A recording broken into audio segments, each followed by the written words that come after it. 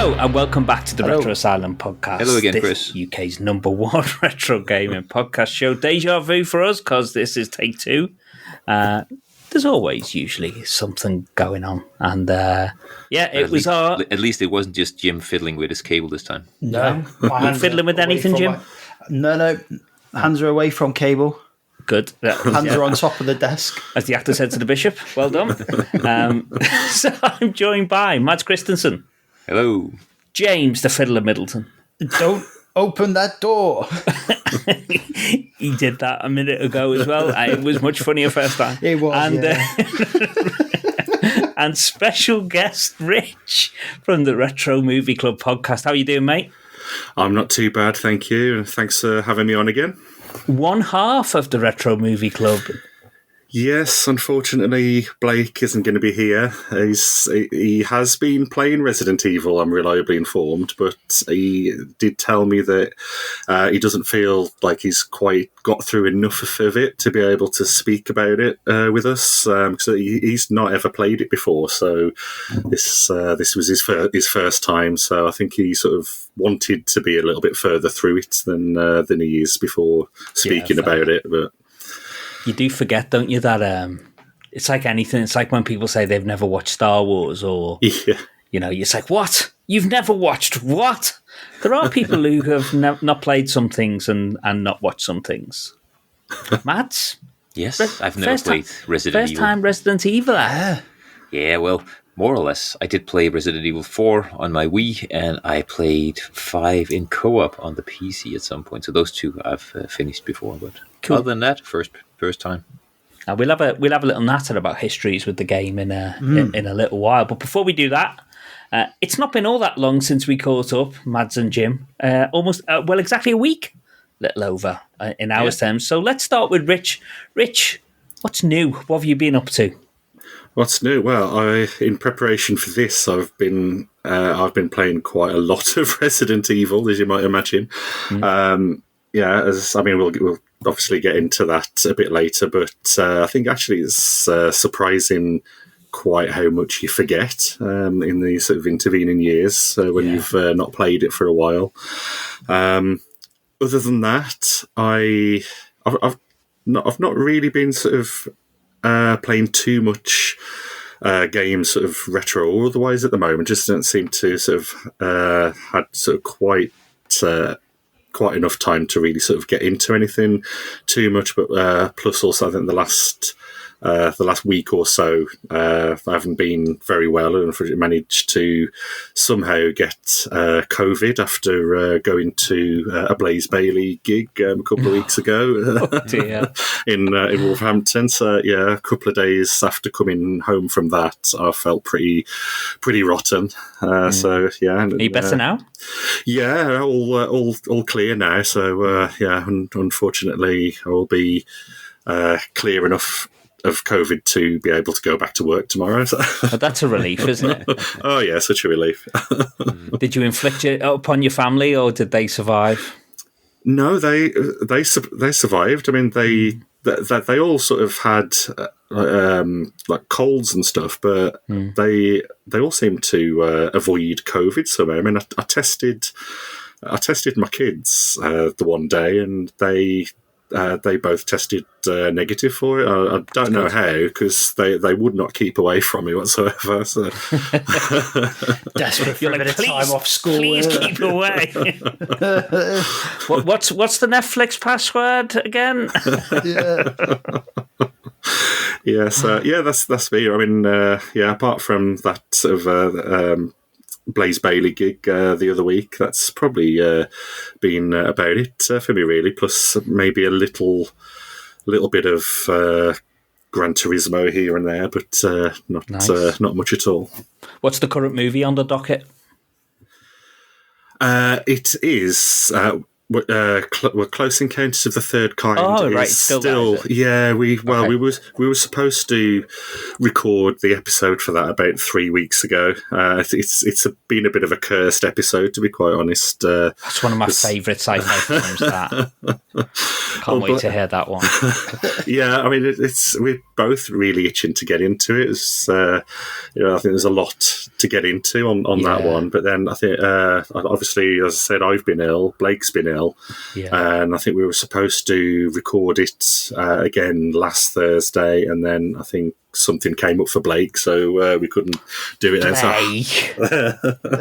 hopefully, I'm hopeful that we might be able to get it done this week at some point, because it seems like we've been on this film for weeks and weeks on end. Giving people a chance to watch and rewatch. Yeah. It's hard, isn't it? Unless you're going to be slaves to a schedule, and almost kind of stop at nothing to get it done for a schedule. Yeah. I think you can't, and quite rightly, we were the same with the game club. I think the problem is once you get behind, it's difficult then to catch up. That's it. I mean, the one thing I think we both did say about the movie club is that we were never going to sort of try and sort of be too prescriptive about when the episodes come out. It's just an as and when. Yeah, I mean, it's obviously for us, it's just a bit of a hobby, really, I suppose, that we enjoy. So we don't want to sort of get too hung up over it. But obviously, I think now it's been a while. We are sort of itching to really get into it again. Yeah. So it'll be good to get back on the horse again, so to speak. Well, we look forward to that, mate, when it does drop eventually. Mads, anything new with you? It's only been a week, but you're so debonair and pretty fly for a Danish guy. I mean, what's been going on? Not sure what that means exactly, but I'll take it.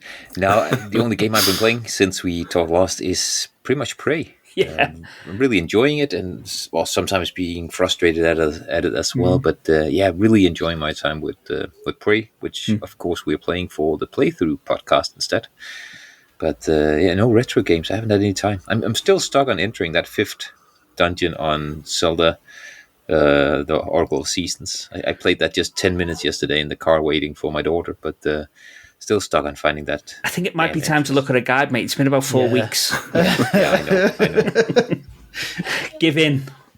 I'm going to ask Jim. I don't like looking at a guide, and Jim just finished the game, I see. So I tried and I couldn't quite work out where it was. But now if we can give you some Chris Atwill style, UHS style hints. Yeah, that'd be good. I hate reading guides because I always inadvertently see something that spoils the story or spoils a fun puzzle for me. So I hate checking out guides.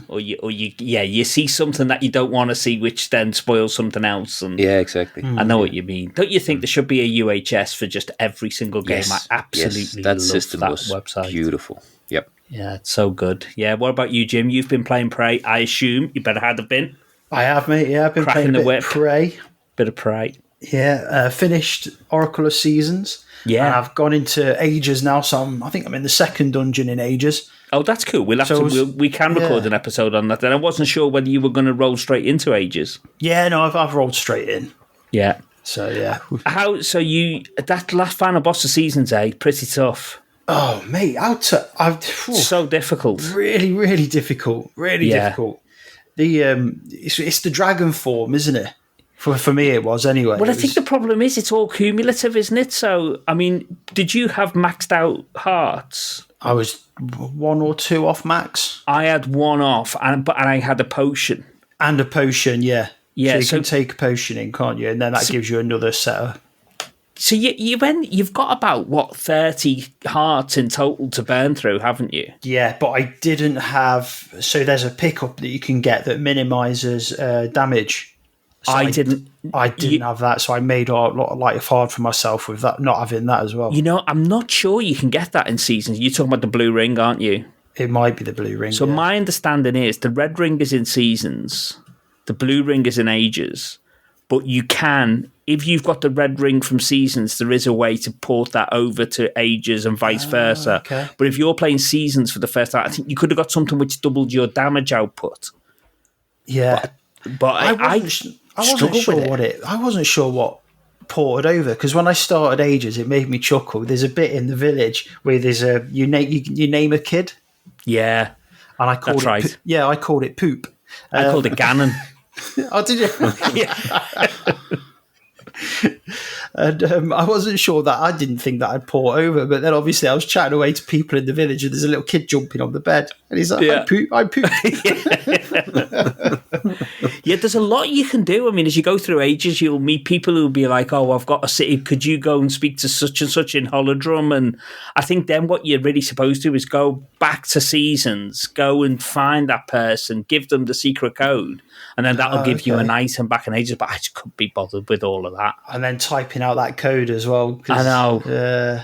Yeah. How does that work? I mean, how would they carry data from one game to another? It's all password driven, so I think if you type in a password to begin with, and it unlocks a state in the game. Yeah, and you get a cool cutscene, don't you, at the start that I presume you wouldn't get unless you type in that code at the start. With Twin Rover, you get an extra Twin Rover scene, So the only thing I would say is that final boss of Seasons is significantly harder than everything else in Ages. And even the final boss, which you get at the end of a Link game, it's like an extra boss that you get is, it won't be a spoiler to say it's Ganon. Not the baby, the villain. So that is, in my opinion, significantly easier than the final boss of Seasons. Oh, that's good to hear. Yeah, Onyx, isn't it? Onyx, yeah.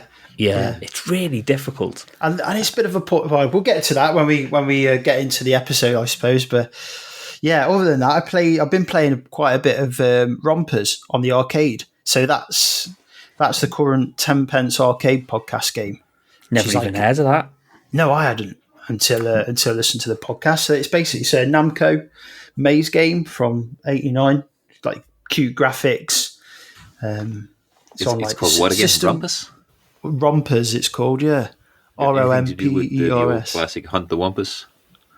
Because I thought if it was Rumpus, it might make sense, but it's Rompers. Rompers, yeah. Rompers, okay. Rompers. I've never heard of it. No, sounds like a headline from The Sun, doesn't it?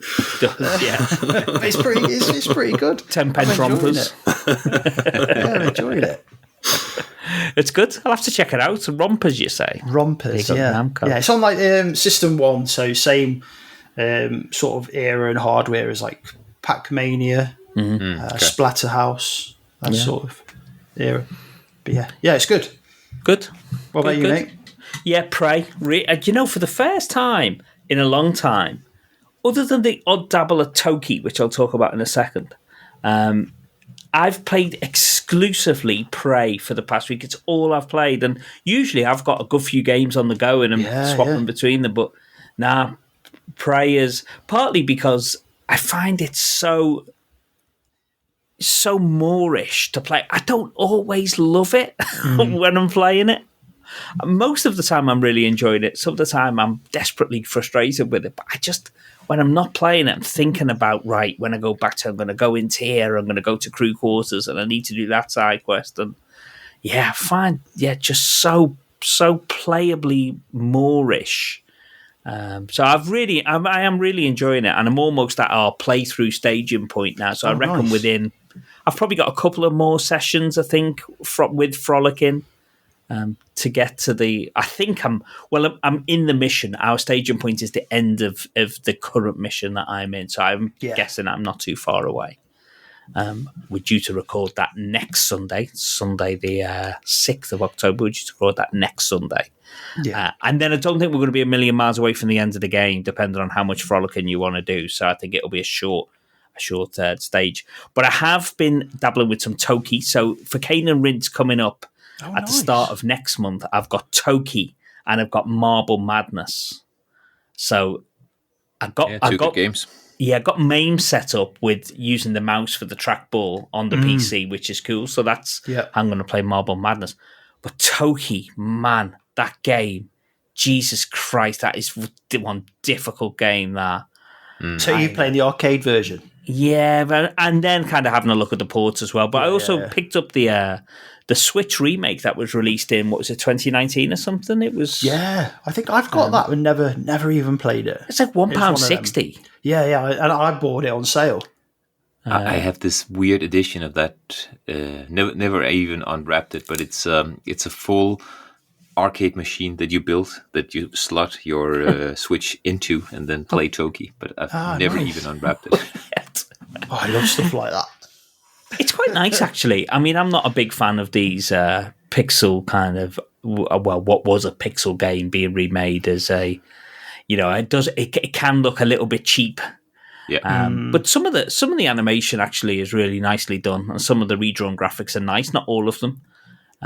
It does funny things with the difficulty. It kind of makes the levels easier, but makes the bosses more difficult, I think.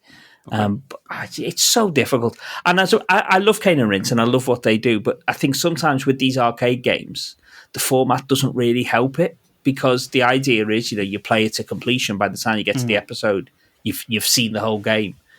But I can't help but think that games like Toki, they're just simply not meant to be finished. Did they not change that for the ports, though, for the home? Because it was like Amiga and it was on everything, wasn't it? Yeah, and even now it gets a lot of homebrew stuff. So it got a CPC homebrew port, didn't it? About 3 years ago, I think. And they didn't dial the difficulty down for the home ports then? Well, I think with the Amiga it had a health bar, didn't it? If I recall. I'm pretty sure the Amiga version introduced a health bar. One of them, I'm pretty sure, did. Might have been the Mega Drive version. To be honest, that is not the problem. The problem is it's a lot of kind of memorization gameplay. A lot like a lot of those arcade games. I mean, you need to just play it and play it. The first time you encounter things, it will kill you because you have no way that you would be able to react to it. But then, next time you go through, and the one thing it does have in its favor is the checkpoints are really, really closely spaced. So you don't. It's like you go. As long as you don't mind credit feeding, you never have to go back very far. But blimey, it's so difficult. So that I'm tearing my hair out a little bit with that at the moment. I can try to get past. The main danger in Toki is not even all of the many enemy projectiles. It's falling down. It's the platforming. That's what I find anyway. Yeah. I think it feels from level 3 on, it gets tough that way as well. Oh, cool. Yeah, well, I'm at the moment cannot beat the level 3 boss despite having about 70 attempts at it. So at least I know I've got really difficult platforming to look forward to as well. Super. That's how I remember it. I may be misremembering completely, but I used to be quite good at that in the local chippy, so I've played a lot of Toki. Okay. I mean, you have to give you some tips. Nice. Battered sausage and a bit of Toki. A battered sausage, pot of curry sauce and a bit of Toki. Yeah. I also set up the GameCube for the first time in quite a while because it's Metroid Prime 2 month in the community playthrough. Yeah. So at some point this month I will be playing Metroid Prime 2. I just need to get I was hoping on getting to the checkpoint in Prey and then starting it. Yeah. But I'm a little bit further back than I wanted to be, really. So that's probably put me back a little bit. Yeah, so that's my plan as well. Get to the checkpoint in Prey and start Metroid Prime 2. A lot of similarities between the games as well, I think. I think there's definitely some parallels you could draw. So that'll be cool. And then obviously the PSP is on ice because it's Metal Gear Acid next month and giving the community playthrough. So we truck along, as they say, over in the community playthrough. So, boys, some Resident Evil. Yeah. Let's get into it then. So, Mads, how did you manage to avoid the seminal classic that is Resident Evil back in the 90s? I'm not quite sure. I think I've told the story a number of times on the show, but I remember playing this game at my friend's place in the late 90s. He had this huge 32-inch TV, I remember. Widescreen, actually, but probably in, is it called letterbox? Or what do you call it when you have the black bars on the sides? Probably I think letterbox is the top and bottom, but I know what you mean. Yeah, it is. Not sure what it is called on the other way, when it's the other way around. But played it on his big TV for the first 10, 15 minutes until those dogs jump in through the windows, and it scared me so much. I just put that controller down and said, "Nah, I'm not having that." And I never tried it again. How tall are you? I have an original copy here that I picked up like 10 years ago at least. Never played it. So, for some reason, even though I love Alone in the Dark, and this is really just Alone in the Dark, just done a bit better. So, so listeners, Mads is about 6'4". He's a metalhead, and he's completed several Souls games. Yeah, he put the controller down and a couple of dogs jumping through the windows. But they were dogs, Chris. Dogs are supposed to be nice. I love dogs. Did you ever open the front door in the mansion? Yes, I did. That's not a good idea. Dogs are not always nice. No, those dogs are definitely not nice. And after having watched recently, actually, the first 2 Resident Evil movies, again, I can say that there are some dogs in there that are definitely not nice. As well. I was really impressed with the CGI. Don't get me wrong, it is beyond ropey at times in that film, but I thought the dogs looked pretty good. Yeah, they look very good. Yeah. I just watched the second movie recently, just a few days ago, actually, and it's so weird that it's good fun. I really enjoyed it, but it's very cartoonish, isn't it? And I suppose once you miss it first time round, it's easy just to not catch up on a game, isn't it? If you miss it kind of in that window when it first came out, despite the fact it's been re-released various times in various guises, it's easy just to say, okay, well, I'll catch up on that, and never do. I missed that first game, and therefore I didn't check out the second or third. And I not until the fourth was released on the Wii, and it had that gimmick that I could try the pointing controls that it has on the Wii. I thought I'll pick it up again, and I loved Resident Evil 4 on the Wii. So from there on, I have been playing a few Resident Evil games. Yeah, I think that marked the difference, didn't it? They're from 4 onwards, pretty much until 7. They're very different games. Yeah. Rich, what about you? Yeah, I was just going to say, I think it's very easy, sort of like with the Resident Evil games. Like you say, if you've missed like one of the first sort of couple of entries, then if you've sort of then picked it up from sort of 4 onwards, and then you think, I've really enjoyed this, and then you go back to the original, it's a very different experience. It's surprising, really, sort of how jarring it is a little bit when, especially sort of when you're not expecting it in a way. So I remember finishing Resident Evil 4 on the Wii, and then immediately thinking, "Oh, I've got Resident Evil 2 lying about." And you go exactly back, the same, right? Yeah, exactly. In my head, it was exactly the same, but then you go back to it, and it's a massively different experience. I remember at the time that really surprised me. But yeah, in terms of the original game, I mean, it wasn't the first Resident Evil wasn't the first Resident Evil that I played. So I remember, I think I've said to Mads before, I was a little bit late to the PlayStation 1 party, so it was probably at some point through '98 that I picked up the PS1 in the first place. So I think Resident Evil 2 was actually my first game.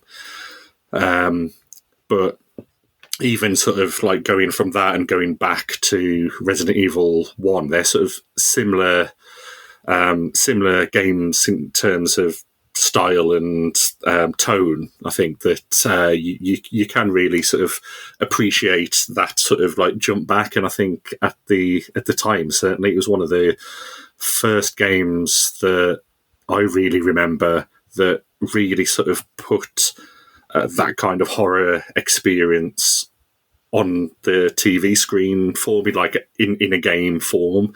So I remember playing through quite a few sort of games through the sort of early 90s that were sort of, loosely based around sort of like horror franchises, or, based on horror type like hack and slash kind of games. And they never really they never really quite hit the spot. Because I mean, as a horror fan myself, I've always been sort of looking for the sort of imagery that I've seen in the films to be transported onto my games console, and it never really happened. But until you play Resident Evil, I think that was genuinely probably the first sort of couple of games, Resident Evil 1 and 2, that really sort of made me properly jump at various points, and that's the point at which I think right,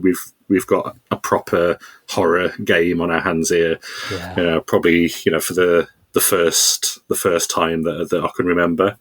Yeah, there's definitely something in that. I mean, we can talk about some of the things that Resident Evil did, which make it still, I think, a pretty chilling experience to play, and maybe how it developed some of the things that earlier games had done. But Jim, what about you? So were you there back in 1996? Not with the Dual Shock. Not owning one, mate. No. So I was quite late to the Super Nintendo. I think I've said previously. So 96, I was still playing the Super Nintendo, and I was before that I'd been just Sega, all Sega. Then I just started with fairly recently started with the Super Nintendo. So I was devouring everything, Nintendo magazines, and I was just purely looking to the Nintendo 64. Yeah. So my exposure to the PlayStation, I didn't get a PlayStation probably till just after Rich, really, 99, something like that, when I was working. So my exposure to the PlayStation was I'd go around my neighbours and my friend's house, see them playing Wipeout, Tekken, Ridge Racer, and Resident Evil, and all these amazing looking games, and I was like, I want the Nintendo 64. And then going back to playing Yoshi's Island and stuff like that on my Super Nintendo. As much as we love those games now, at the time it was. I think if you weren't on the PlayStation train, you did feel like you were missing out. Yeah, definitely. Yeah, they were there. Tomb Raider and all that sort of stuff, and I was going back to my Super Nintendo. So when did you first play Resi then? So it would have been it must have been about 99. So I got my PlayStation in 99 when I was working, earning enough money to buy one.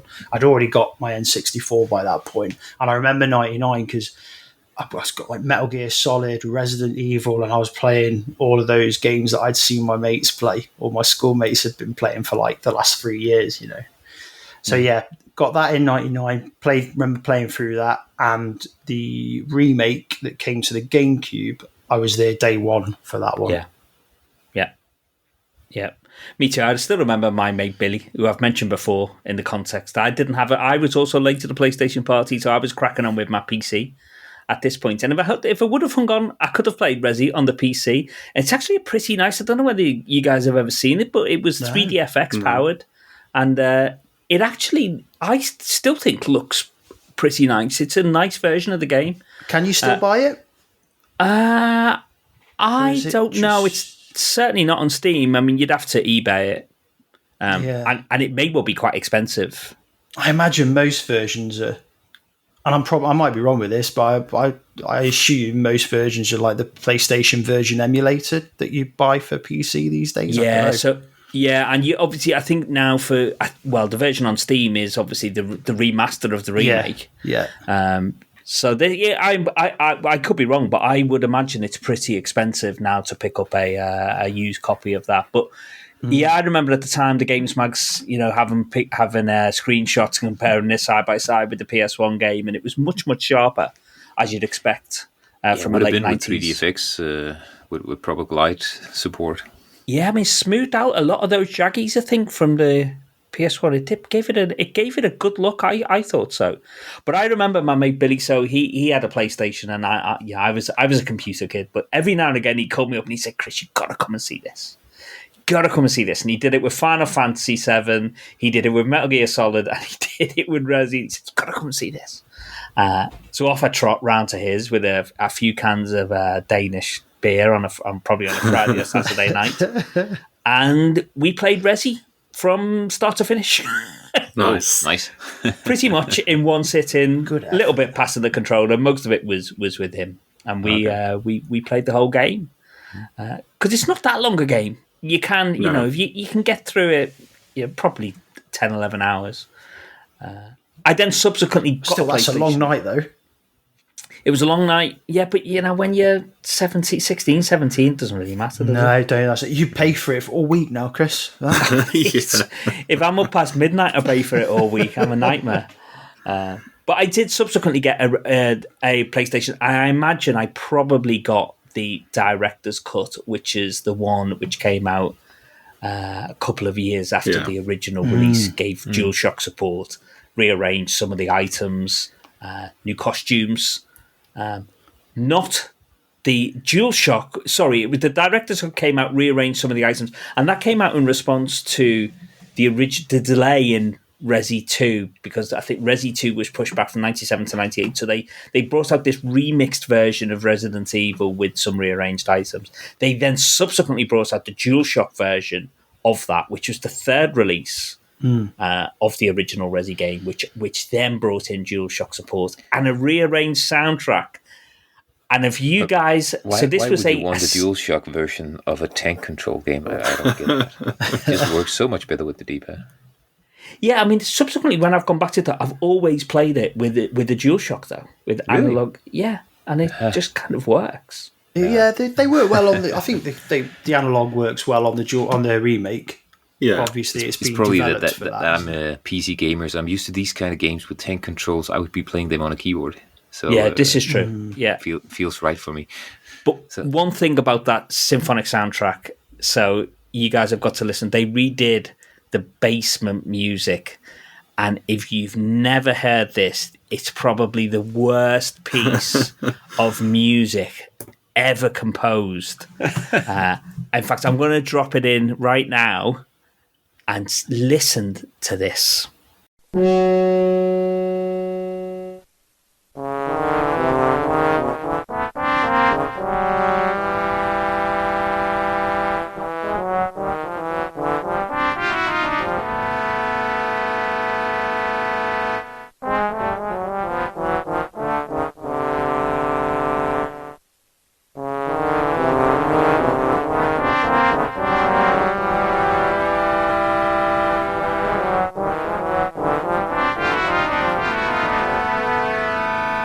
So, Mads, survival horror then.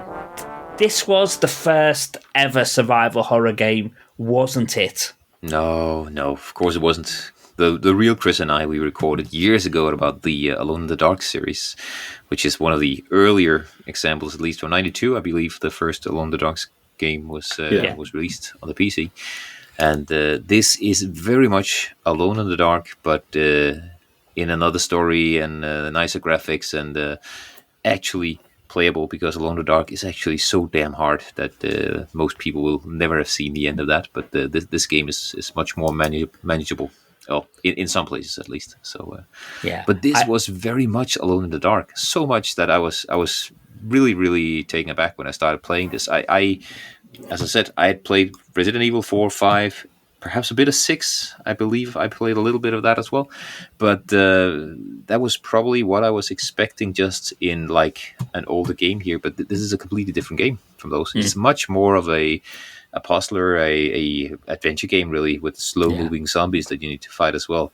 And then these beautiful tank controls and forced camera angles and all the things that makes these old games just so beautiful.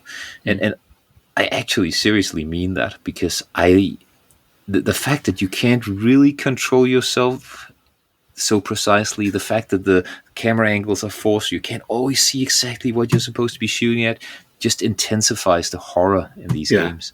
So I was absolutely smitten with this from the get-go. You guys know I picked it up and I didn't play anything else for a few days until I completed it, because it totally I was totally engulfed in it from the start. It's a beauty of a game, and I was so surprised that this was an adventure game, just a horror adventure game, really. I think with those fixed camera angles as well, they like Mads said, they do work to kind of make that whole experience a little bit more intense, because sometimes you can enter into a screen and you can hear the footsteps of something or the sound effect of another enemy, and depending on where you are in the game, you might not always realise sort of what it is that's in there with you, and that sort of anticipation of seeing what it is, and deciding whether you're going to stand there and fight it or not, just sort of makes the whole thing that little bit better in a way. So I suppose, I keep harking back towards horror movies, but it's that sort of experience, isn't it? You sort of you watch a horror film, you don't always know what is around the corner, and that's exactly what this these camera angles will do for you in these games. Yeah.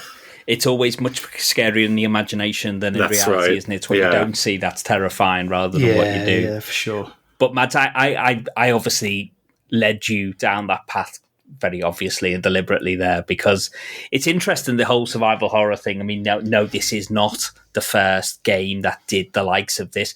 In fact, Resi is a spiritual successor to an earlier Capcom game called Sweet Home, which was based on a horror film.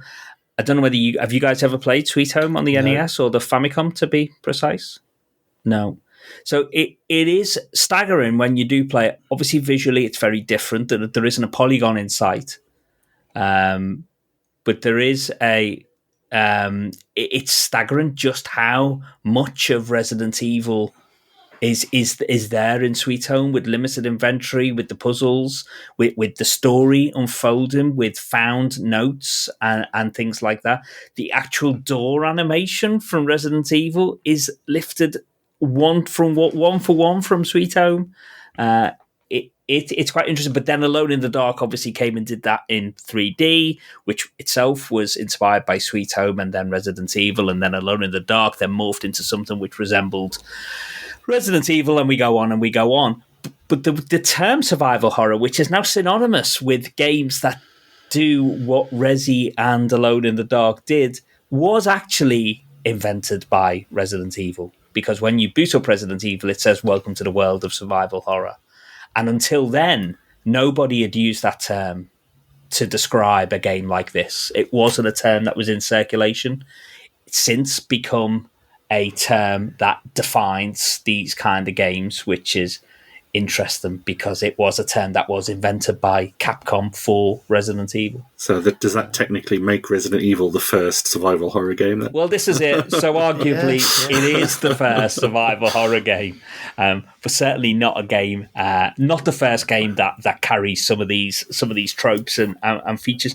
Jim, what Rich was saying there, it's interesting, isn't it? Things like fixed camera angles, even the tank controls, limitations of the hardware. Almost certainly this game was intended initially to be a first-person game, and then they backed out of that because they didn't feel they had the power to render the environments, so they went with then the Alone in the Dark style. Alone in the Dark was pre-rendered backdrops, right, Matt? Yeah, so then they went with the pre-render with the graphics overlaid on top. It's funny how those limitations, clear hardware limitations, have now become features where even modern games that are inspired by Resident Evil now feature some of those fixed camera angles, tank controls. Yeah. They don't have to. They've become features. So they're bringing this graphical style back. Was it Crow Country? Yeah, that's great. It was, that came out sort of earlier this year. Yeah. Yeah, so and obviously Resident Evil eventually did go down that the first person view with Resident I think Crow Country. I've played a couple of hours of Crow Country, and it definitely carries the DNA. I mean, it's different in a lot of ways as well. But there's a through line that you could draw. I mean, I would say that the closest game I've played to Resident Evil really is Resident Evil 7.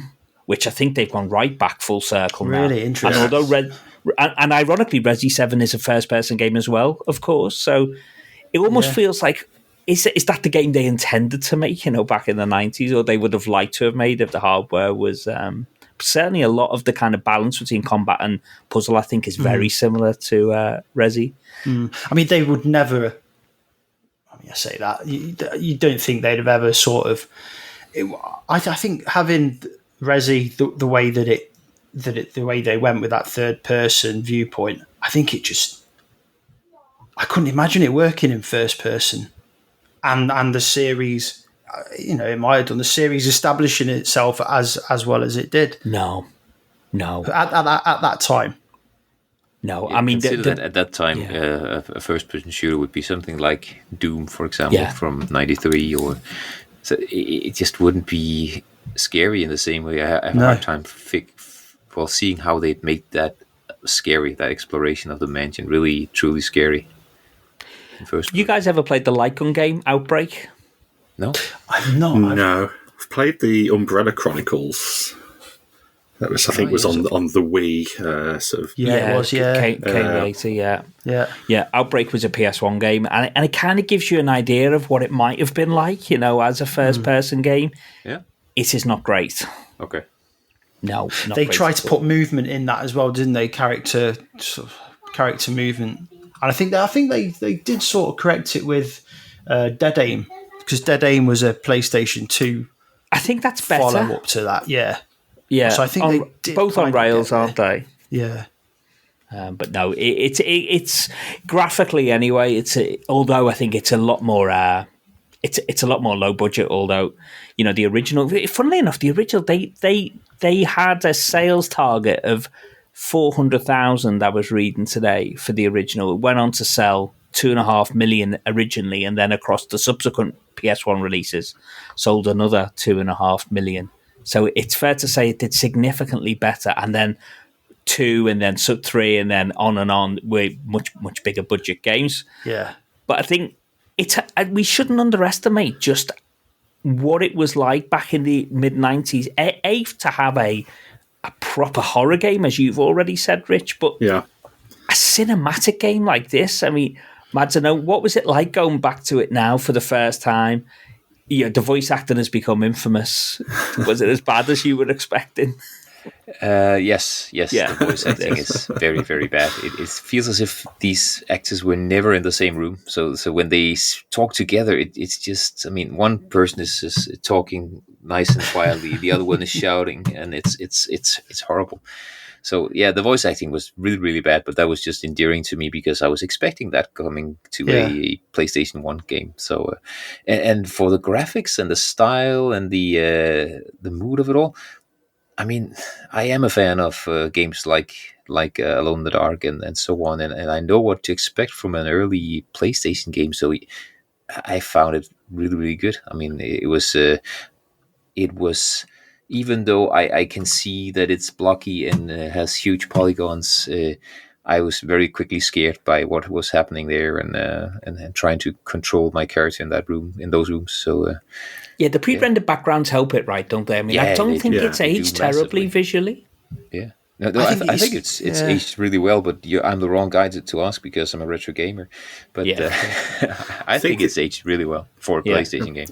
I think it's quite interesting as well. I was reading not that long ago, and I don't know if you guys realise this, I certainly didn't, that originally Resident Evil started development for Super Nintendo way back in 93, I think. It wouldn't surprise me. I didn't know that, but it wouldn't surprise me.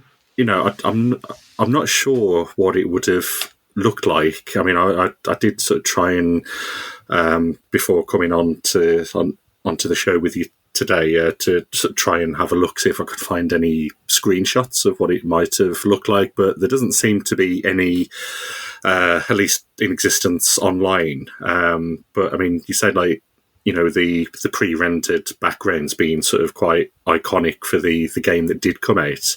I just wonder what it might have looked like had it ended up actually coming out on the Super Nintendo. I'm assuming it couldn't have looked anything like it would have done on the PS1, and it may well have even been a totally different game, perhaps. Yeah, but it couldn't have been a 3D game, could it? No, they God, couldn't have done anywhere close to what they did. opening scene. I see an opening scene with a camera that just flies around you, and this little character jumping up saying, "It's a me, Jill." Bit of Mode 7 of Mario. The mansion in Mode 7, You might have got... But then, like, you know, that live action intro as well, I mean, gives it straight away, you know, you've got that... It just gives you that B-movie, that B-horror movie feels absolutely straight away, doesn't it? I mean, it's still so effective. So and do you know what? Like, you guys that were playing PC games, you would have been more familiar with like FMV and all the rest of it. But for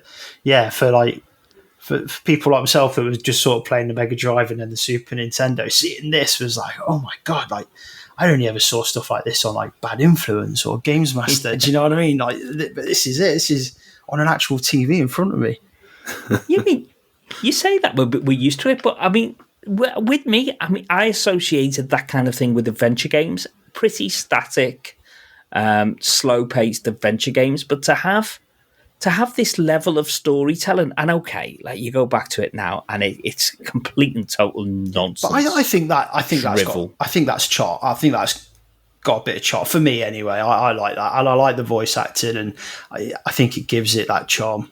It does. I mean, it doesn't. I feel like with this one, it doesn't take itself seriously. I think one of the faults I have with later Resi games is they take themselves far too seriously. And now the remake 100% does. Well, it's come back around now. And we can talk about kind of how the remake how that works tonally with, you know, compared to the original in a sec. But I think when I was like 16 playing this, I was into it. You know, I was like, this is amazing, this mansion, and oh my god, like this is the best story I've ever had. We just weren't used to having these kind of games. You know, it was either Doom, which was brainless run round shooting stuff, and that was great, or it was sports games, or it was adventure games. But to get this, you know, with the PlayStation, I think came the likes of Tomb Raider, Metal Gear Solid, Resident Evil, where they're starting to merge kind of action games with narrative games, and it was also new in the mid-90s. Yeah, I remember seeing that FMV at the start of Tomb Raider and as well. And again, just absolutely blown away. Yeah. Resident Evil is not really, I mean, at least for my money, this Resident Evil game is not really an action game, is it though? I mean, it is just an adventure game with a few slow-moving zombies walking around. And it's best when it's there because there are 2 or 3 big boss fights here, and those are definitely the worst parts of the entire game. It doesn't do very well as an action game. It's a horrible action game, but it's a great adventure game and very, very moody at that as well, right? Yeah, I mean, pacing is so important for these games. I mean, if it doesn't get the pacing right, the kind of the kind of build up with the action bits and the tension, and then the kind of softer, slower, puzzly based bits. Mads, speaking about the original, do you think they got that pacing generally right? Yeah, I do. There were a few huge flaws here and there. I mean, with some boss fights, for example, where all of a sudden we went from this is doable to this is just silly, hard, and nigh on impossible. With the snake, the snake, the final guy as well. If you don't have the right weapons at him, you're done, and you need to start over. Really, it changes the one thing. It changes the mechanics on the player, doesn't it, for the boss fight? So the whole game is about preserving ammo and all the rest of it, and then you're thrown into a boss fight, and even some bosses, you'll take shots at them, and you don't know that it's not having any impact on them because they're invulnerable. You need to do something else. It's okay dying a few times and figuring out what to do. It's when there is nothing to do, then just run around, see if you can stay alive until, for example, for the final boss, until the bazooka drops, because there is no way that you're going to be doing any damage unless you have the right weapon, that you brought the right weapon into the fight. That annoys me. Isn't that program though that the bazooka drops once you've got only one bullet left? No, it's at least I didn't figure out how to trigger it. It's after I think it's a set time limit, isn't it? A set time limit, I think. And staying alive until that time limit is hard. Yeah. So I'm talking from memory here, and I could be wrong, but I am sure that it triggers when because it's supposed to be dramatic that you've only got one bullet left. No. So if you went into that fight with only 6 bullets, by the time you've spent 5 of them, I'm sure in the end what I did was actually just run around in circles and try to avoid him until that thing finally dropped. And I played this. We will talk about the versions we played, by the way. I played the original version, but on the PC, so I had save states and using the controller from the PlayStation Mini. Whatever it's called. Yeah. So it was the right controller. Yeah. Beautiful, beautiful way to play it, because then I had save states, and I save stated the hell out of that last boss fight. There was no way I was going to be playing all the way through just to make sure I entered that boss fight with some different weapons. That was just simply too stupid. I think the problem with the boss fights, I think, as you say, Jim, is that the game is teaching us to be conservative, wherever you can. I mean, actually, most enemies, you don't. It's convenient to kill many enemies, but you actually could play the game without killing any of the regular enemies. Okay, you might struggle to get past them in corridors, and you might use a few herbs. But really, you don't need to kill them. The places where, there are some tough enemies as well that aren't bosses, and I do appreciate those. Especially, I like the parts. Normally, I don't like respawning enemies, but this is not really respawning. This is for when you've moved the story along, then all of a sudden there'll be an enemy in a corridor you hadn't met before, or somebody will be jumping in through the window, for example, or fall down from the roof or something like that. I love those frantic moments because you have a chance, you have a fighting chance. That's when this game's combat is at the best, for me at least. That's those moments. Yeah. For example, that little hallway, the little curved hallway outside it, I guess it is, where you set in the moon and sun and star stones, so you can open the door and get away from the mansion. At some point, when you're walking that for the 5th time, going back to the mansion, one of those big hulking brutes, what are they called? I forget. Hunters. Yeah, jumps down, and he wasn't there before, and you've been there like 4 times, and you feel safe there, and all of a sudden you're not safe in your safe spot. I love those moments because they are doable. Yeah. They're not respawning, but it's just making sure that you don't get too comfortable as you backtrack through areas that you've been through before. How did you guys find, going back to it now, we're not used to really limited inventory, although I think if you did play some of the modern survival horror games that were inspired by Resi, limited inventory is very much still a thing, but I think we're used to now having more quality of life around this stuff. We might have a limited inventory, but it's quite easy to kind of palm some stuff off. It is quite stark, isn't it? I mean, how many inventory slots do you have? 6 isn't it, for Chris? I think you get 8 for Jill, is it? As well? Yeah. It's nothing. Yeah, it makes it quite tough. I hate limited inventory systems. I hate it in Prey as well. We're playing it right now.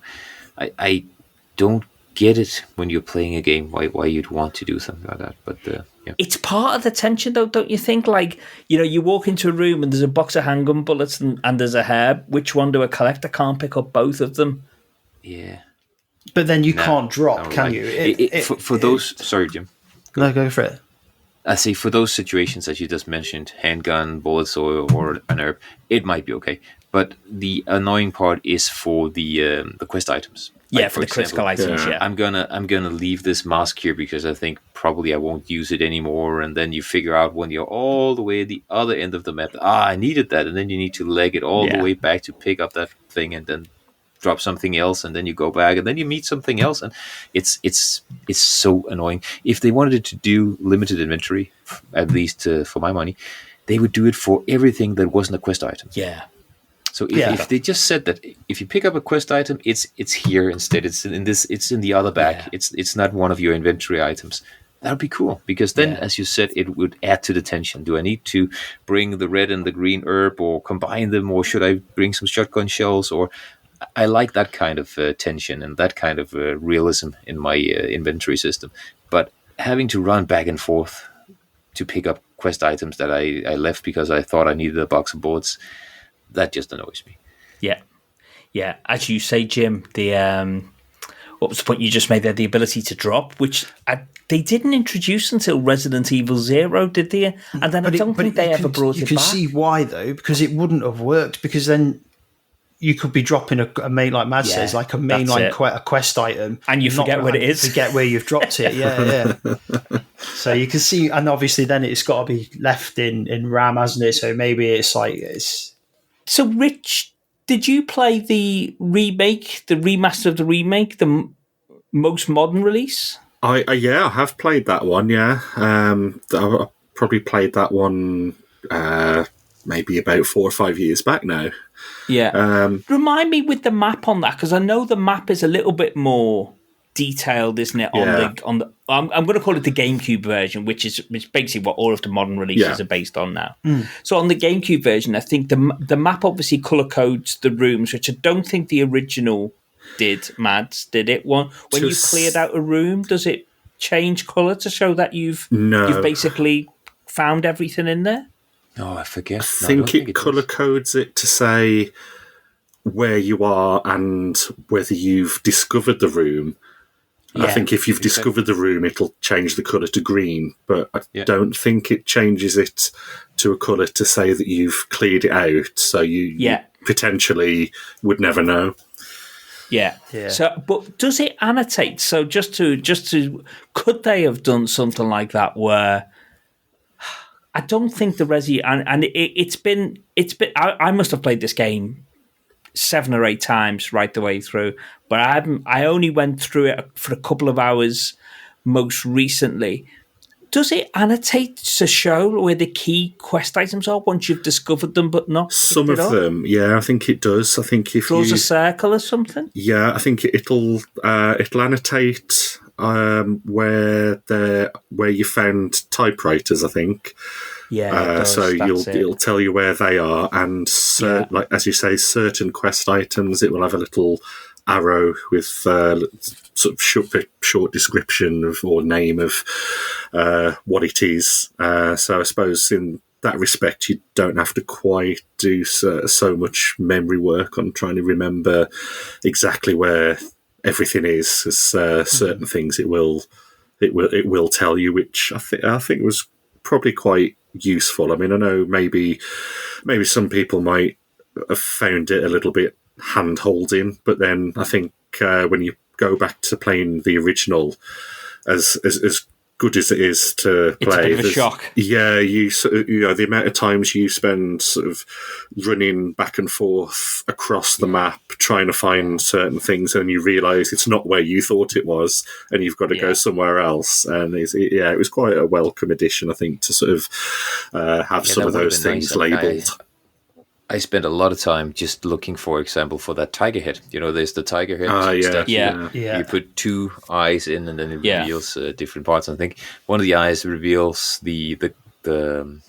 The disc. It's a disc, isn't it? A mod disc or something. There's a disc at one of them, and the other one I believe is the 9mm gun, isn't it? Yeah, it is. Yeah.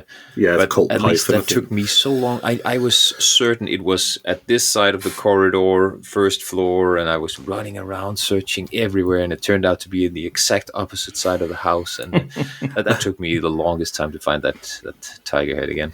So what also would have been quite useful on the original game as well. I don't know if anybody noticed when you entered onto the map screen to try and sort of figure out where you were, there wasn't like a little arrow or a representation of your player on the map. It had changed the colour of the room so you could tell what room you were in, but you had to figure out which end of the room you were starting from. And it doesn't sound like it would be that much of an issue, but actually I think once you're sort of into the game, and sometimes you've kind of got yourself a little bit turned around, you don't always know which end of the room you've entered from.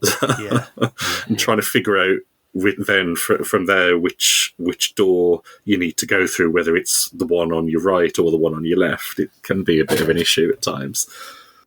What a place it is, though. Hey, Jim. I mean, the mansion has become probably one of the most iconic video game universes, if you like. Yeah. Running back and forth, okay, any kind of backtracking can wear after enough time, but it's such a lavish place to explore.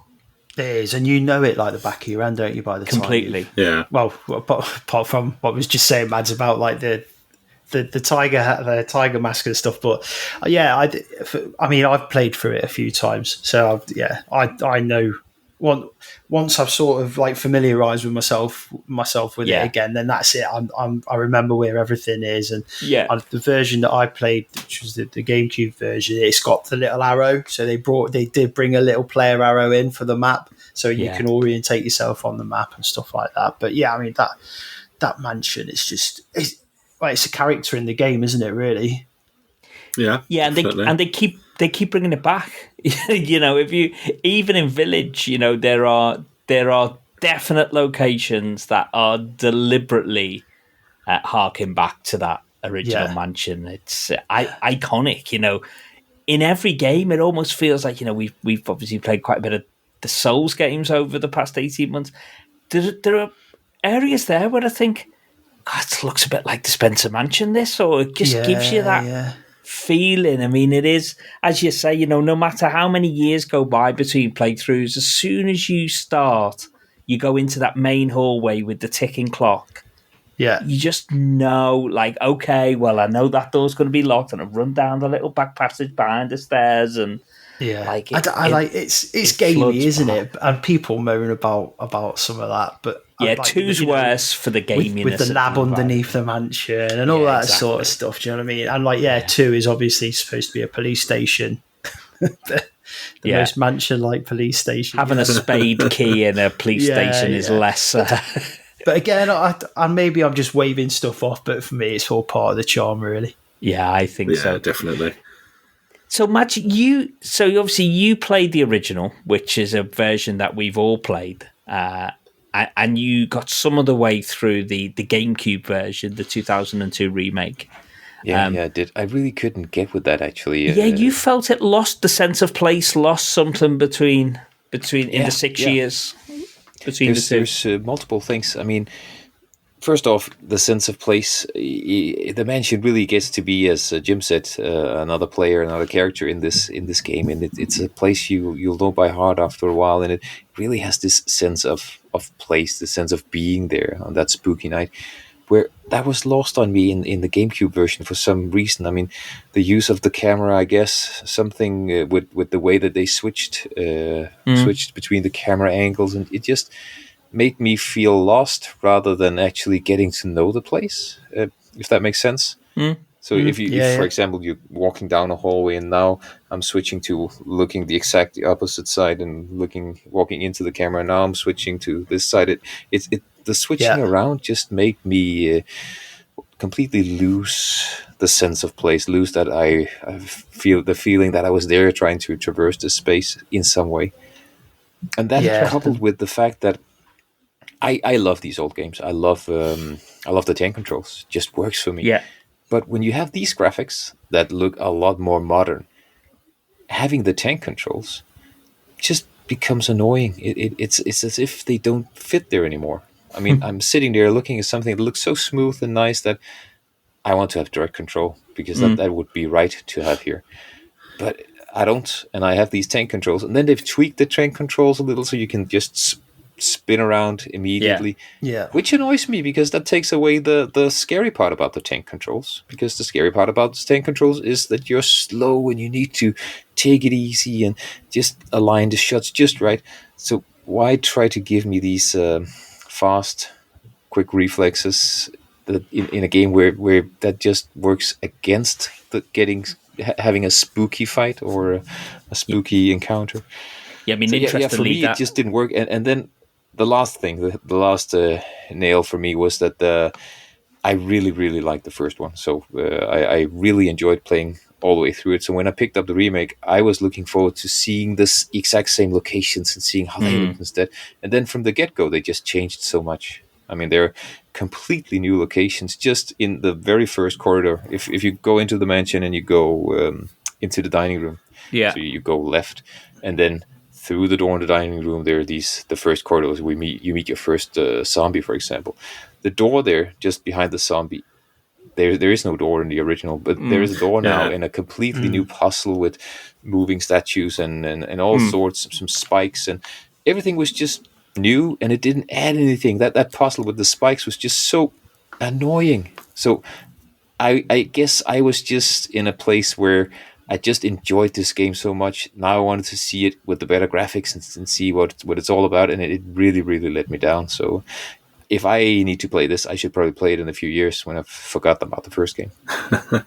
It's a really interesting view, because most people that you speak to will really rave about the GameCube version and will go as far as to say, and I've said this in the past before as well, but I think there is a caveat to it.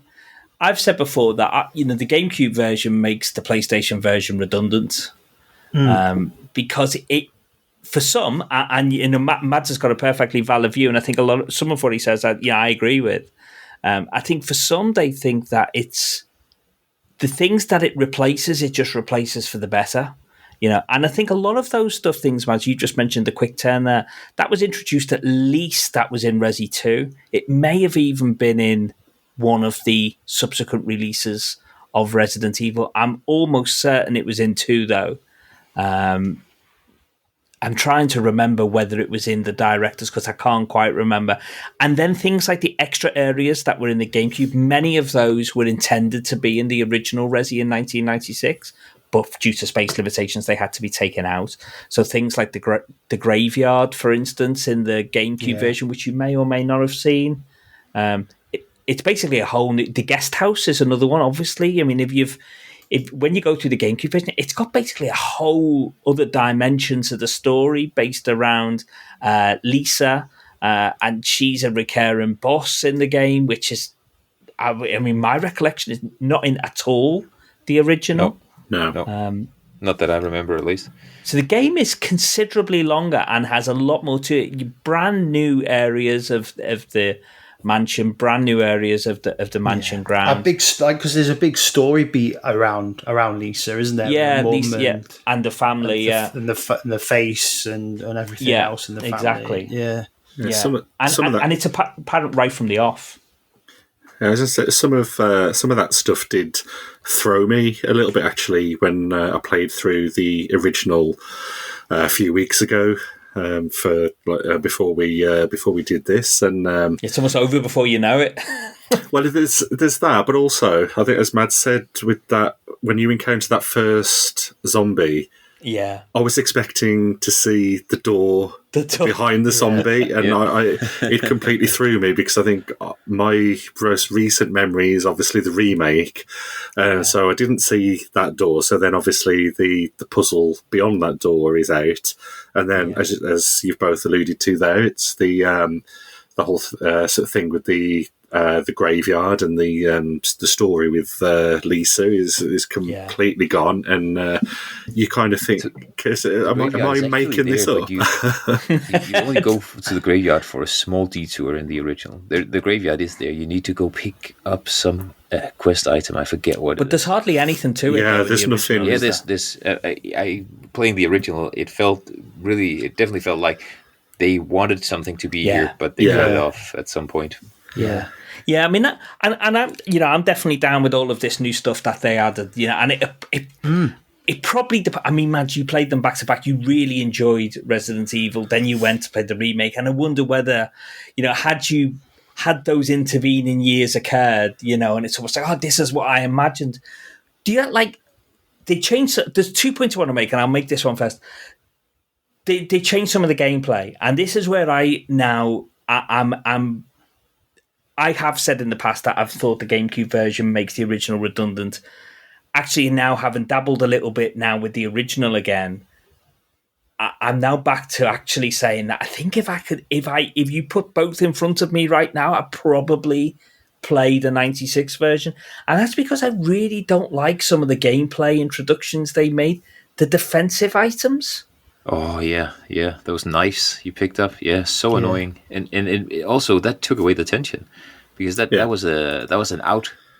Yeah, it was a concession to the player. That would be a certain death in the original, right? Yeah, although putting a grenade in the flashbang, wasn't it, in the mouth of a zombie and then shooting it is quite satisfying. Yeah. But these look then the Crimson Head zombies as well. Yeah, but I think some of those items like they're like the battery and stuff like that. That's all geared for those Crimsons, isn't it? Just in case you've like used your ammo and stuff like that. So, but having to remember to put the fuel on the zombies, and then try and stand in just the right position to light them on fire. Because if you're a bit off, it'll just say you can't do it. So you might just ignore it. And that's 2 item slots gone as well. Yeah, exactly. And then having to go and refuel because you dare not leave a zombie lying around unless you're lucky enough that you've completely smashed its head to bits. You can kind of see why they did it in a way with the Crimson Heads. I mean, I wasn't a massive fan of them as such, but actually, I think when you're playing through the original and until the hunter enemies come in, there's quite a while that you're wandering around the mansion where if you've killed enough of the zombies in the first place, there's nothing much to really do other than wander between the rooms, which I suppose is obviously why they bought the Crimson Heads in. Yeah, and it's a bigger game as well. It's a longer game, so I think they do probably need to, they must have felt like they had to do something to give you almost something to do, as you're kind of going back through this. Because when you come back from the guest house, then you're back in the mansion again, and you've not been in the mansion for a few hours. So if there was nothing there, maybe other than a few hunters, I don't know, maybe it would have felt just a little bit empty. But I'm not a huge fan in hindsight now. I think I do prefer the more contained environment of the very original. And this game doesn't need to be any longer. I mean, I know you said it was a fairly short game, but for me, it was the first time I played it. I must have spent about 20 hours, I guess, getting through this. Really? And that was cheating with the save states, because I didn't really enjoy the boss fights. So, it's not that short either. It's the perfect length for me, at least. And you, which scenario did you play? Did you play as Chris? I played as Jill. You know that, Chris. You should know that about me. I always pick the girls.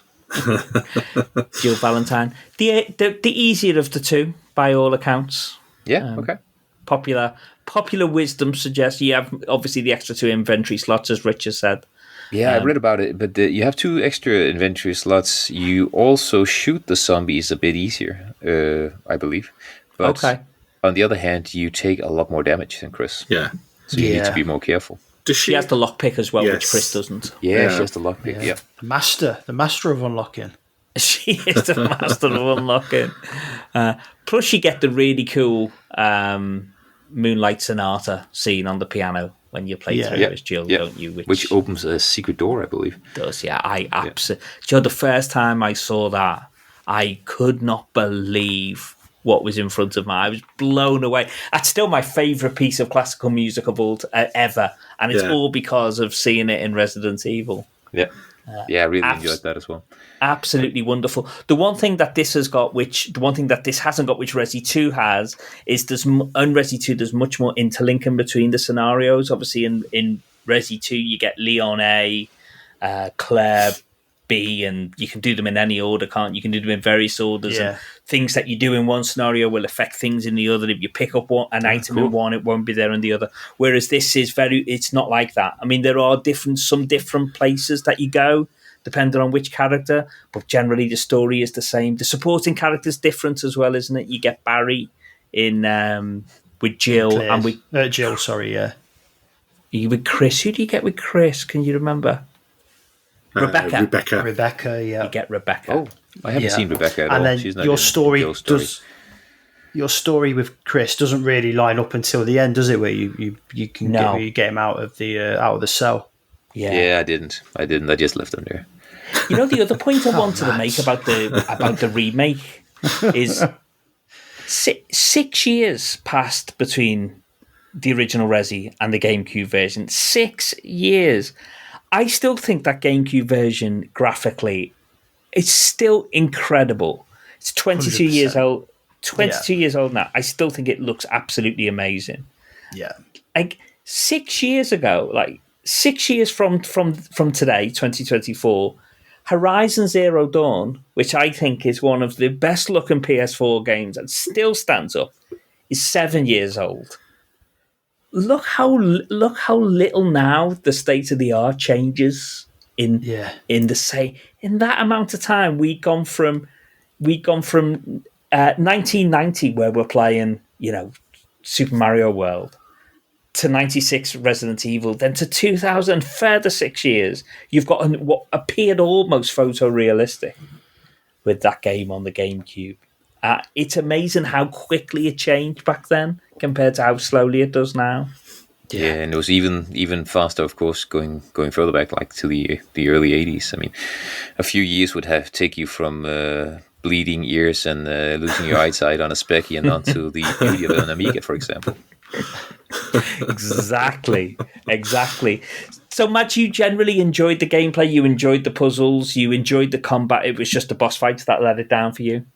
I absolutely love the puzzles. The walking around this mansion and finding stuff and picking up, and because you play the adventure games as well. The joy that is there when you pick something up and you already know what you need it for. Like when I found I believe it's some fertilizer or some poison that I need to put into the water to kill the plant. I had been at the plant before I picked that up, so I knew. Now I know why I need this for. And I loved that part.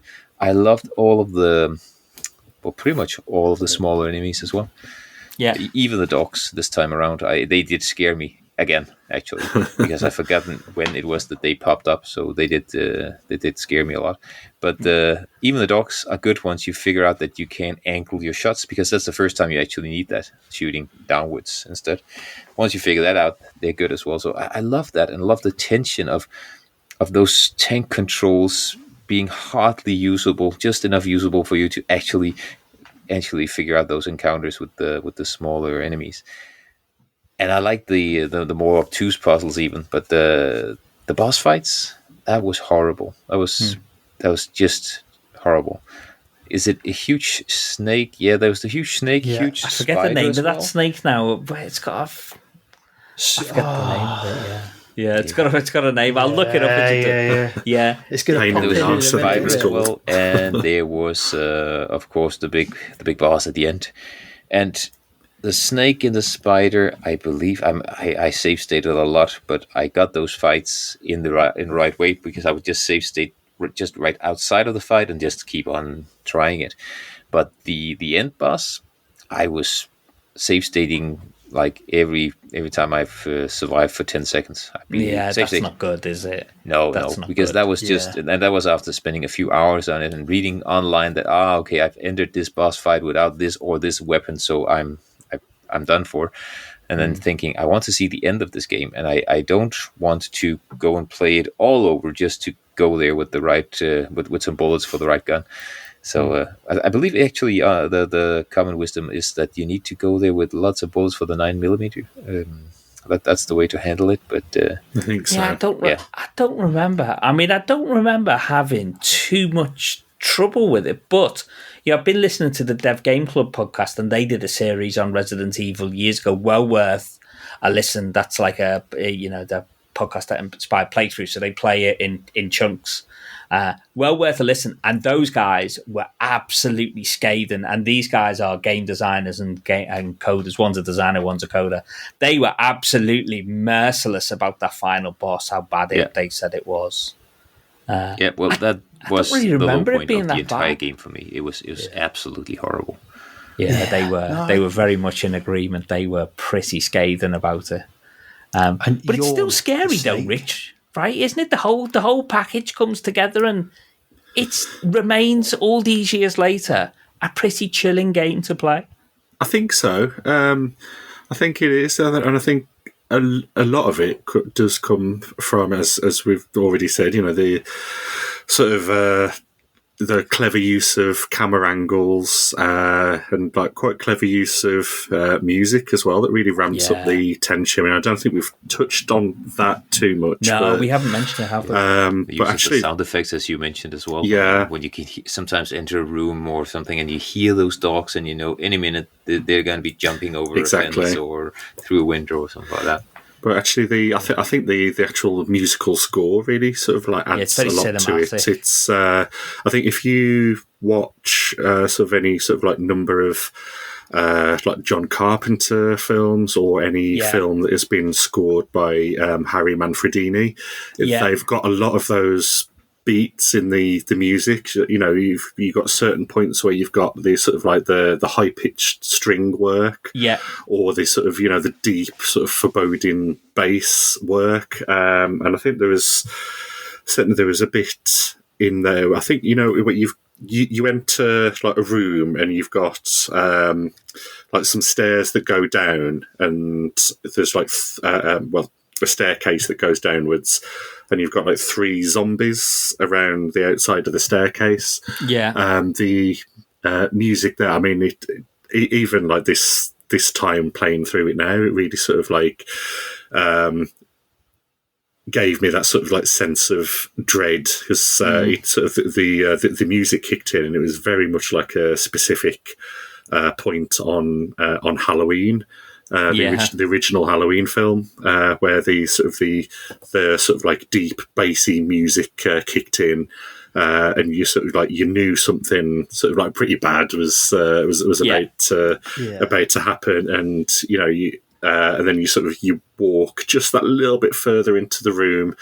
You've got these 3 zombies, and one of them is virtually on you as soon as you're there. So I think it's, you know, all things like that all the way through the game. It carries a lot of the tension, the music, doesn't it? It does, and, you know, it's all the way through the game you've got bits like that. And I think, as you say, Chris, the whole sort of thing does come together. And I think even playing it now, it does sort of create that tension for you, and it does great sense of atmosphere. Exactly. It's that atmosphere, isn't it? It does. I think it still does cut it as a scary game. I mean, obviously, the graphically, it may or may not hold up depending on your viewpoint, but actually, the gameplay to me is good enough to immerse you in it, and it is still quite a scary, chilling game in parts. In that respect, I think it definitely still does the job.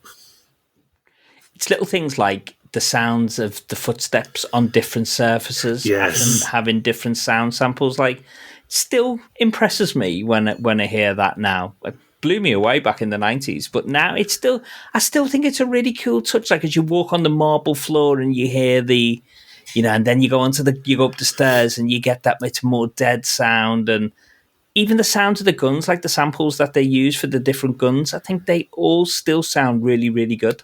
Yeah, they do, definitely.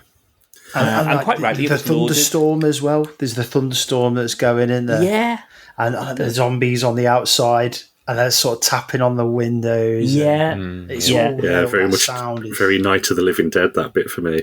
Yeah. And I think the GameCube games as well, I'll put Zero in this category, because that opening section of Zero on the train is absolutely... So, I mean, that's I don't think that is a brilliant game, Zero, but that opening section on the train is wonderful. Like, the way they took what I think the original designers did with the sound and just made it just a little bit more intense. Yeah. Again, I think that part of the GameCube remake is absolutely stellar. And there must be a way, mustn't there? I wonder if there is a way in which you could play the original game, but with the sound of the remake. I mean, there must be a mod out there, right? That does that. Must be, yeah. I know they did that with so when Resident Evil 2 got remade. That's right. One of the things you could unlock was the original audio. But it was the soundtrack, though, wasn't it? It wasn't the original it was sound. It was the soundtrack, Yeah, I mean, that play, we're digressing now, but so Resident Evil 2 is one of my favourite games of all time. And because I just think it's that formula, it's that secret formula that they got so right with Resi just perfected, in my opinion. And although the police station isn't as iconic a location as the Spencer Mansion, just the whole package of Resi 2, I think, is absolutely wonderful, barely bettered, in my opinion.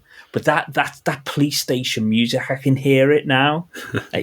I've played that game a few times, but it's absolutely wonderful. And it's nice when they bring in these touches that you can have the original. I think so. Yeah. You can go back to the original.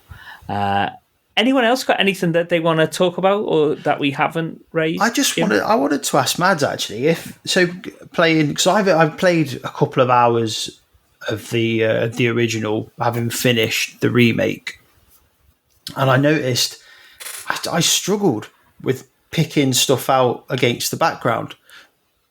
So I just wondered how if you had any of those issues, or whether it was just on me because going back into it or anything like that, Mads. And I was playing it on a CRT and that, so it wasn't like because of the screen that I was playing on. No, I think the stuff you can actually interact with looks different because of the pre-rendered backgrounds, and this is actually an interactive object. So I always found it quite easy to figure out what I could pick up. Only when stuff like a shield hanging on the wall, you need to pick that up. Only when stuff like that was presented. At least that's introduced very, very early on. That sometimes you'll need to do that. So I pretty much just tried to pick everything up that was you just walk around the room pressing cross constantly. When I entered a new room, because that I knew that was part of the game. And that's how I found a few things at least. There's some funny YouTube videos, isn't there, out there about like people pretending that they're a 1990s video game character, just like humping walls and just actually moving along. So we try and find things in pre-rendered backdrops. Yeah. So, Mads, has it whet your appetite for future Resi games? I mean, if you like the original Resident Evil, man, you are in for such a treat. Yeah, I love this. This was brilliant. I actually want to play I just played as Jill because I didn't know that there were two different stories being told. They're not massively different stories, but there's enough differences, I would say, to warrant playing through as Chris. Yeah, so I want to do that. At some point, I want to play Chris's story as well, and then move on to Resident Evil 2. I really enjoyed this, so I'm hoping you guys will be on for yet another episode in a few months. Definitely for that. The second game. And just on that soundtrack as well, go and check out the Japanese soundtrack, because it's different, isn't it, to what we got. So there's an outro that's like exclusive to the Japanese version and stuff. Yeah, well, I know there was a lot of censorship, wasn't there, between the version that Japan got and the version that we ended up, and they actually committed a faux pas, didn't they? Because was it on the director's cut? Was it either on the director's cut or the DualShock version? They'd said, I think it was the director's cut. They said it was uncensored. And it blatantly wasn't uncensored, so they had to come out and apologise and say, "Oh, this was it was the localizers that got it wrong or something daft like that." But it wasn't uncensored. I've never played the Japanese version, but it is all in English. The voice acting is in English. And if you know the game well enough to know what the items are, and you don't need to rely on the item descriptions, I suspect it wouldn't be a difficult thing to do at all to go through it. Yeah. You might need to look up some of the puzzle solutions, I suppose, if that involved reading, but I think it would be very doable. But and there are even bits in the English version, some of the puzzles that involve reading doesn't make any sense. Maybe it's the language barrier. I'm not sure. So. No, I think even in the remake, it's still a bit ropey, some of those descriptions. In fact, I think I read somewhere that actually some of them are even worse in the GameCube version than they were in the original. So, and they didn't have really any excuse by the time they got to 2002.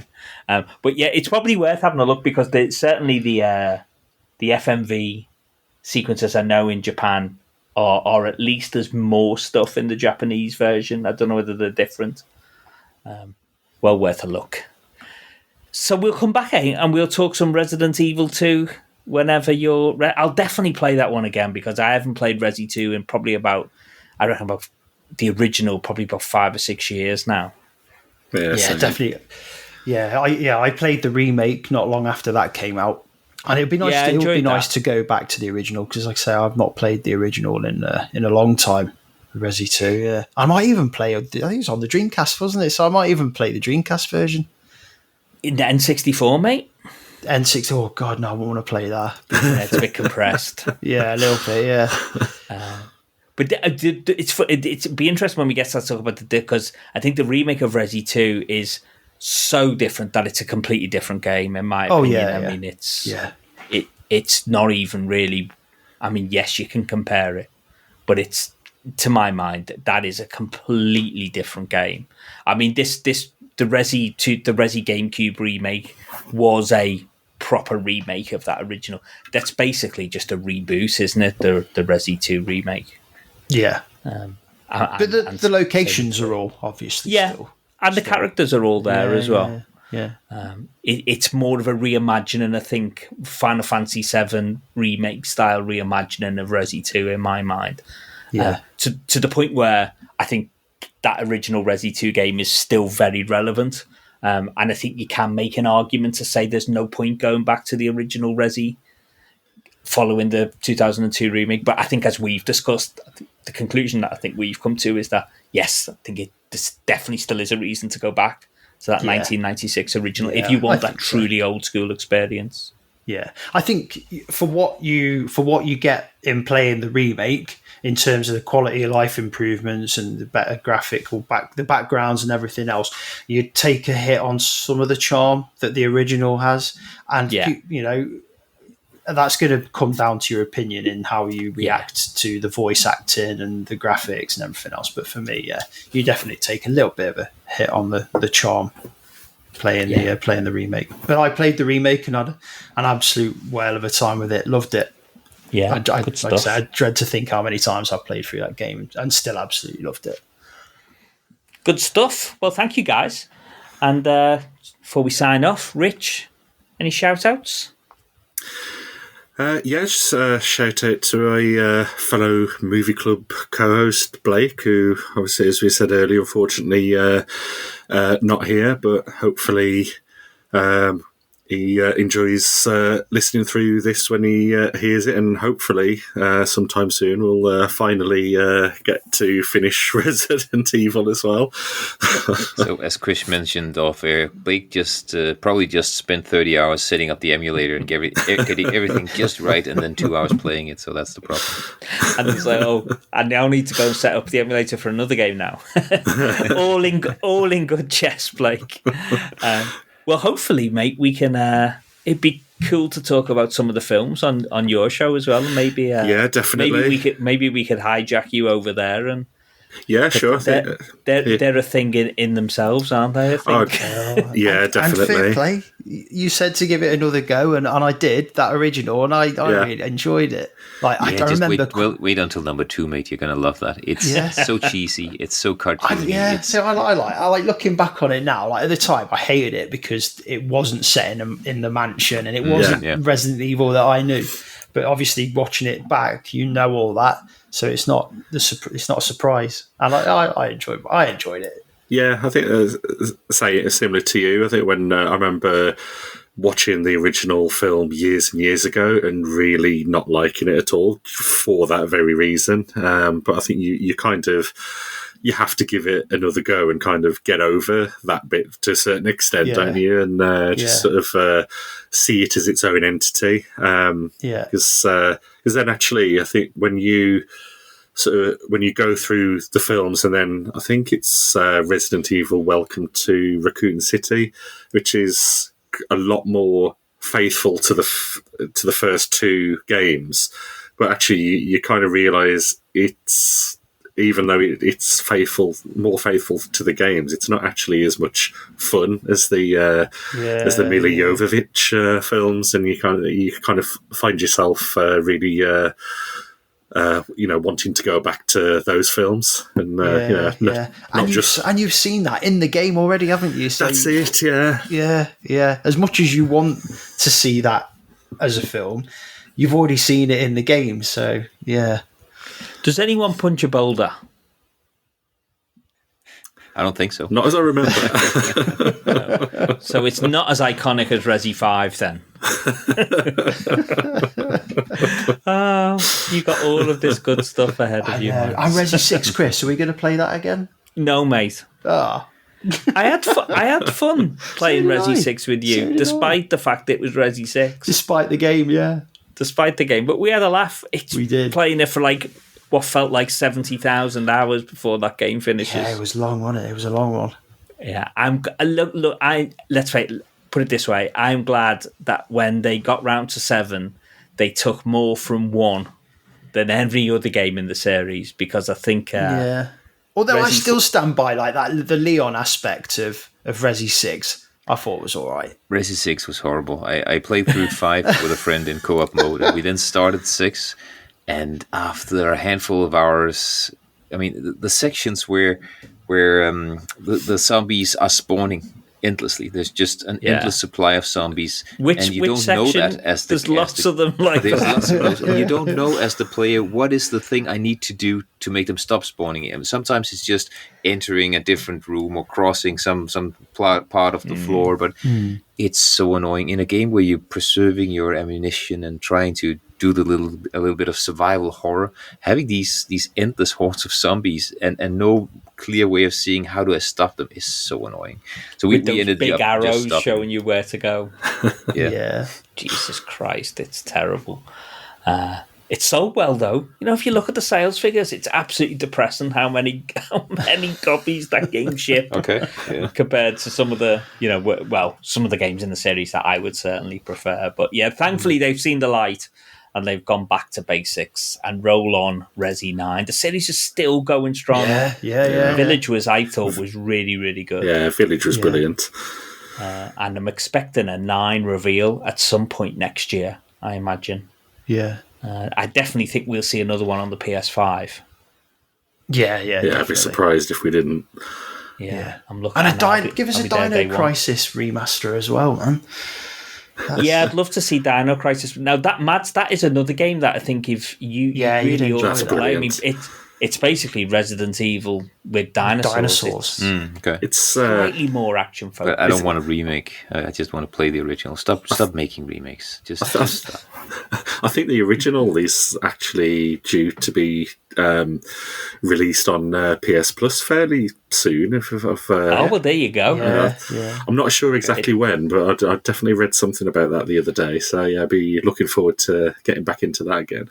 Yeah, don't play Dino Crisis 2 and 3, Mads. 3 particularly is absolutely terrible.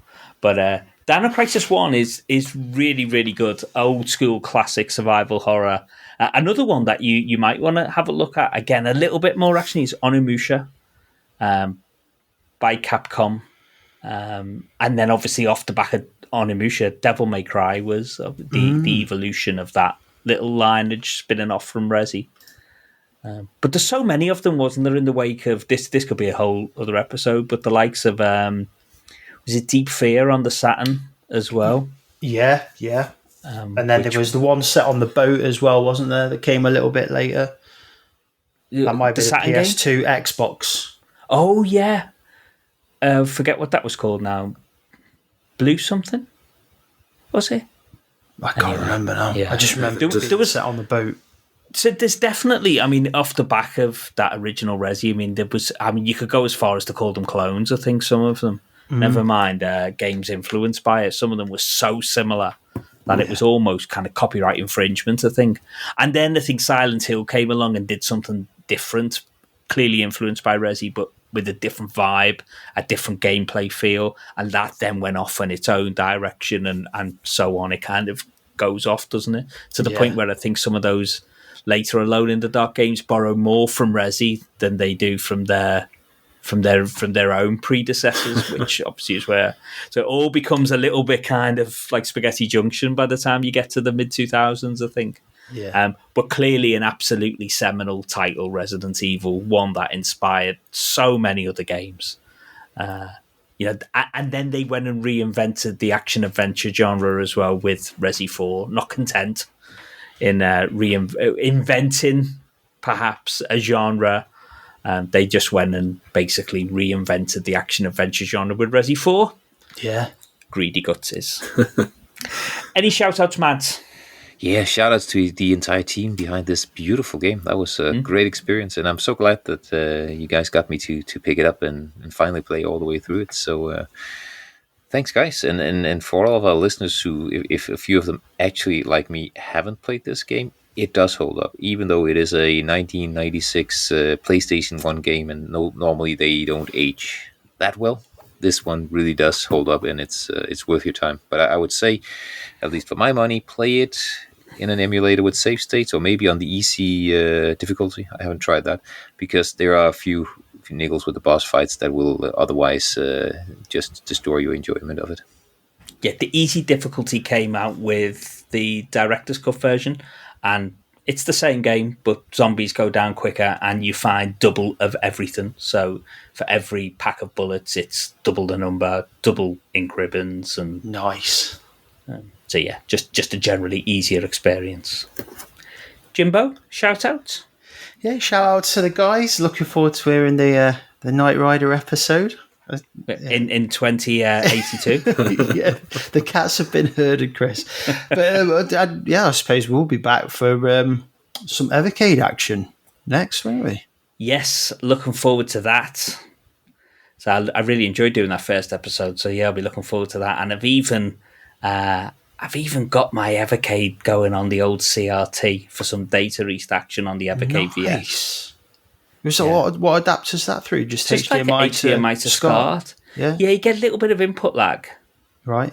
But I'm not really bothered about stuff like that, man. I'm not. I've set one world record on Retro Asylum. I have no appetite to do it. Yeah, 720. But you can't actually play the second card. The Nemco card can't be played on the not VS. On the VS. No, it's a shame. Yeah, I wanted to play it on that as well. But you can. You can subsequently. You can. I've still got these Evercade cards to send to you, man. So I'll do that this week. Although, yes, as well, tangent. I did. I fired up Bad Dudes on that data. He's the first game, kind of just having a little mess of. What a crock of crap! It's not great, is it? Oh my god! But was you like? It's not great, but I played it for far too long, and I got to that stage where you go. If I keep playing this, I've got to play to the end. But I think I stopped just before that point. So did you ever play Bad Dudes versus Dragon Ninja then? So this is what this is. It's the NES port of that. Ah, that's good. I like that. Mate, the NES port is... I've never tried the NES port. I'm pretty sure I played that in the arcade. Nope. That is one that I've looked at, and I'll be quite happy to say when it comes to that episode, I played that for 10 minutes and never again. Anyway, that's that. Thank you very much to our guest, Rich. Thank you, Jim and Mads. We'll be back for some Evercade chat. Hopefully some Oracles chat for Zelda as well. And much more to come here on Retro Asylum. And until then, have a good week. See you all later. Bye-bye. Bye. From now on, unlike your parents were, you are the secret force of Retro Asylum. Playing so fast, they're the only ones who can take you back in time.